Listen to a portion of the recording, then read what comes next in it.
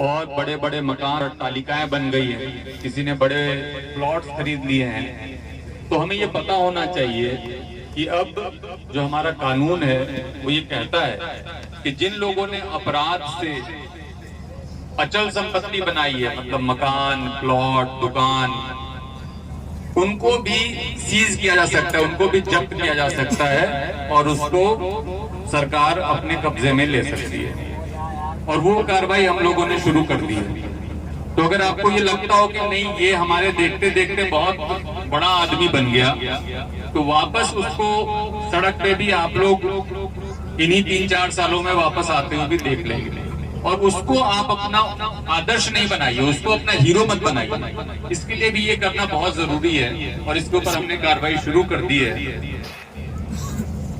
गावड़ी में मैं बहुत दिनों से आना चाहता था और उसके पीछे कारण ये था कि जिस दिन झेंझपुरी में अपनी मीटिंग हुई थी, यहाँ के बहुत सारे लोग वहां पे थे और वो सब फिर अलग से मंच पे आकर के मिले। मैं और एसपी साहब दोनों ही वहां पे थे, हम दोनों से मिले और उन्होंने कहा कि साहब, गावड़ी में हमने कुरान पाक की कसम खाई है कि अब गावड़ी के अंदर कोई भी साइबर क्राइम, गो हत्या, गो तस्करी, गो मांस खाने का काम नहीं होगा।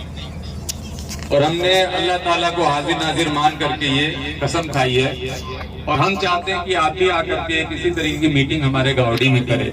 उस दिन से ही मेरे मन में यहाँ पे आने की बहुत इच्छा थी कि मैं आप लोगों के बीच में आऊँ, अपने भाइयों के बीच में आऊँ और आकर के इस बात के लिए आपको धन्यवाद दूं। एक्चुअल में गावड़ी में बहुत दिनों तक तो न के बराबर कोई लोकेशन नहीं आ रही थी, जीरो आ रही थी। मैंने काफी दिनों तक देखा, उसको ट्रैक किया। तो मैं ये तो एक मान गया कि जो हमारे मेवात के लोग हैं वो जबान के पक्के हैं।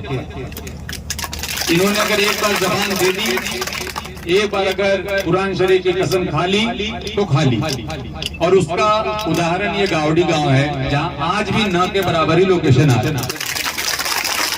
तो इस बात के लिए मैं आज सभी को तहे दिल से आपका शुक्रगुजार हूँ, आपके प्रति सम्मान व्यक्त करता हूँ और मैं चाहूंगा कि ये चीज यहाँ पे बनी रहे, अपने को इससे पीछे नहीं हटना है। और जैसा चाचा ने बताया कि सारे अपने जो चौधरी हैं उनको बिठा करके हम तय कर देंगे 15-20 गांव जो हमारे यहाँ के हैं कि कोई भी अब गो तस्करी, साइबर क्राइम जैसे अपराध में लिप्त नहीं होगा और अपराध को छोड़ करके हम मेवात के भविष्य का नव निर्माण करने की शुरुआत करेंगे।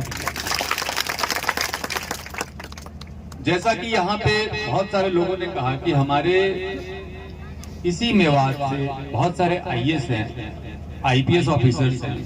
अलवर से एक आईपीएस ऑफिसर भी है मेवात से हमारे, और प्रशासनिक सेवा में बहुत सारे लोग हैं, डॉक्टर्स हैं, इंजीनियर्स हैं। जब ये सारे लोग यहीं से इस मेवात से निकल रहे हैं तो मेवात का नाम सम्मान से लेने के बजाय लोग क्यों बदनामी के साथ जोड़ रहे हैं, ये हमें सोचना पड़ेगा। उसका बहुत बड़ा कारण ये है कि जो हमारे जो चंद यहाँ के सक्सेसफुल लोग हैं वो हमारे हीरो होने चाहिए, वो हमारे आदर्श होने चाहिए, न कि वो जो टकलूबाज हैं, जो अपराधी हैं, जो जेल जा रहे हैं, थाने पे जा रहे हैं और भले ही आपको दिख रहा है कि उन्होंने बड़े बड़े मकान बना लिए हैं, पैसे कमा लिए हैं, वो हमारे हीरोज नहीं होने चाहिए। इसके लिए मैं एसपी साहब से भी निवेदन करूंगा और हमारे यहाँ जितने मौजूद लोग हैं इनसे निवेदन करूंगा कि हीरोज ऑफ मेवात, मेवात के हीरो करके भी हम लोग प्रत्येक गांव में जो अपनी पंचायत है वहां पे इनकी तस्वीरें लगाएं। हमारे बहुत सारे लोग आर्मी में हैं, बहुत सारे लोग डॉक्टर्स, इंजीनियर्स हैं, बहुत सारे लोग प्रशासनिक सेवाएं में हैं। उनकी अपन एक तस्वीरें लगाएं और बताएं कि यहाँ के कौन कौन से लोग कहाँ कितने ऊपर जा करके पहुंच करके देश की सेवा कर रहे हैं, इस समुदाय का नाम रोशन कर रहे हैं, इस क्षेत्र का नाम रोशन कर रहे हैं। और उनसे फिर हमारे बच्चे प्रेरणा लेंगे, न कि इन अपराधियों से। तो इस काम को अपने यहाँ से हम शुरू करें। मैं चाहूंगा आज के बाद इसके ऊपर वर्किंग करें और इस काम को हम शुरू करें। यहाँ पे मेवात का इतिहास भी कोई छोटा मोटा नहीं रहा है। यहाँ की बहादुरी के किस्से अगर आप इतिहास के पन्ने पलटेंगे तो हसन खां मेवाती से लेकर के आपको सैकड़ों ऐसे नाम मिल जाएंगे जिसमें कि बहादुरी के किस्से भरे पड़े हैं, देश प्रेम के किस्से भरे पड़े हैं। आज भी यहाँ के कितने लोग फौज में सेवा दे रहे हैं, आप सबको पता होगा। कितने परिवार के बच्चे जो हैं फौज में सेवा दे रहे हैं और उनको सबसे जाबाज अधिकारियों में से माना जाता है जो हमारे मेवात के बच्चे फौज में।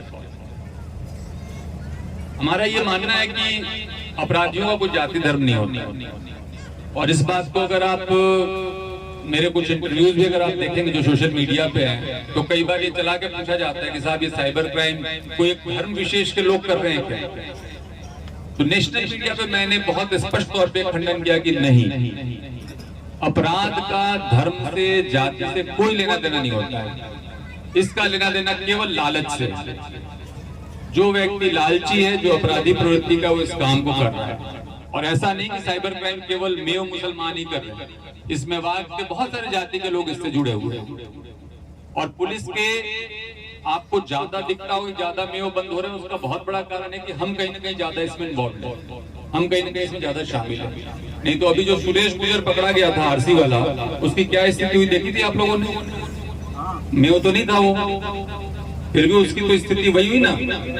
तो अगर आप अपराध करोगे तो जाति या धर्म के कारण ना तो बचोगे और ना हम उनको छोड़ने वाले हैं। तो इस बात को अपने को समझना पड़ेगा कि हमारी तरफ से किसी भी जाति या धर्म को लेकर के कोई कार्रवाई नहीं की जा रही।